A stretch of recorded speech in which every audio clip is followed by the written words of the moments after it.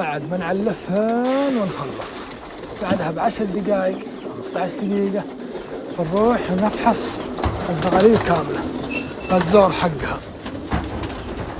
إذا هو 70% أمورها طيبة يبقى كثير أمورها طيبة، يعني تقريبا خلينا نقول كم 30 جوز. إذا فحصت 22 23 24 جوز أعلافهم طيبة من الزغاليل خلاص الأعلاف هذه طيب النسبة. نرجع لهنا نفس الطريقة نفحص ونشوفهن. إذا وسط يا أخي في ريحة هنا،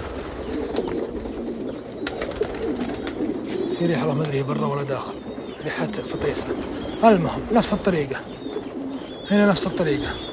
عاد هنا ما يحتاج، هنا ما شاء الله تبارك الرحمن ينفع روحه وينفع عياله. هنا بعد نفس الطريقة يتم التشيك بعد على الزغاليل كاملة.